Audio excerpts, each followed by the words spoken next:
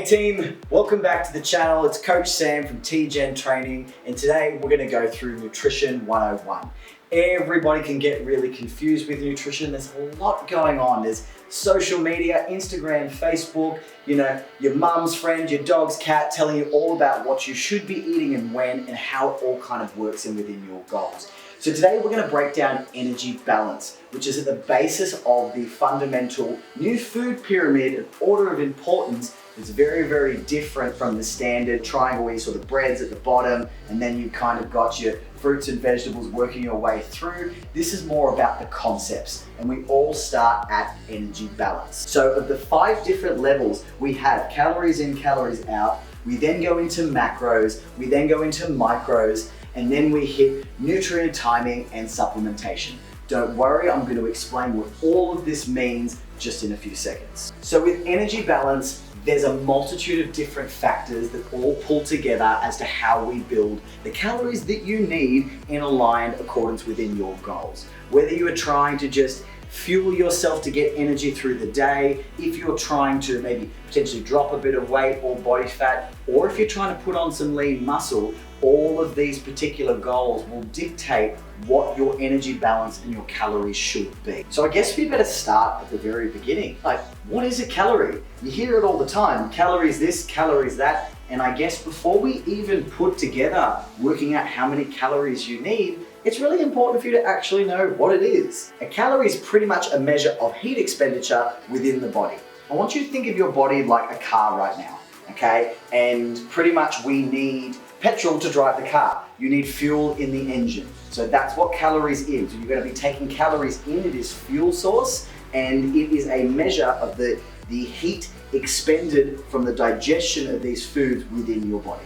In order to work out what your energy balance is, you're going to have to take a step back and have a little bit of a think about your goals. Are you trying to drop fat or drop weight, therefore be in a calorie deficit? Are you trying to maintain, hold, work on a bit of re-body comp, or just work on energy, sitting at kind of like maintenance? Or are you trying to like jump up a weight class or trying to put on some lean muscle? Then you have to be in a surplus, because if we don't feed it, it's not going to grow.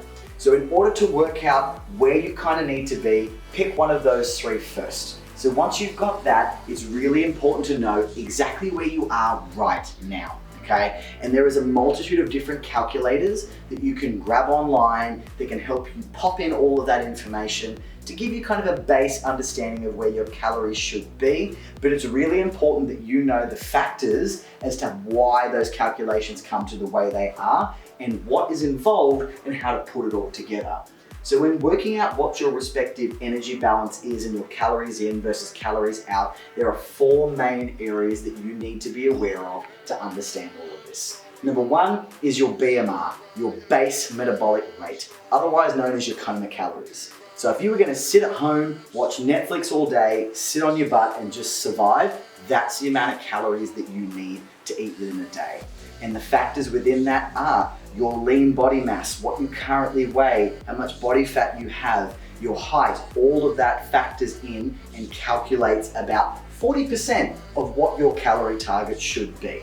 From there, we then move into NEAT, which is non-exercise activity thermogenesis. Basically, it's all the movement you do in a day away from exercise. So it's your walking, it's your tapping your feet, it's every time you tap the pen on the table, get up, get down, all of that factors in.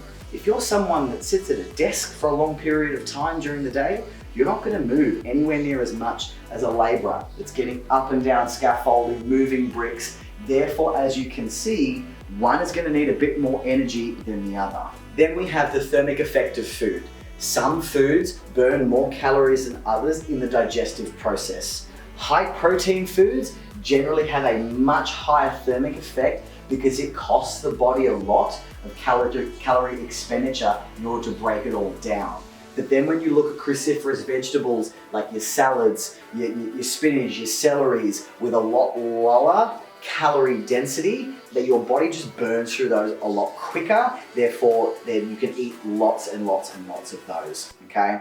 Then finally, we have exercise activity thermogenesis. That is pretty much the amount of calories that you're going to burn within your training sessions. And based on your training sessions or movement sessions, you'll either burn this much or burn this much, but based on your training, and that pretty much only factors about 10% of the entire equation.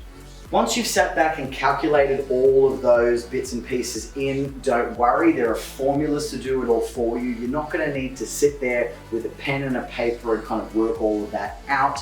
If you Google, Catch McArdle is a calculator that I like to use. Otherwise, if you just hit it into a search engine, there's gonna be a plethora there for you to try. Pick and choose, because it is just a baseline. This is all information based on how your body responds moving forward will dictate what sort of changes you need to make.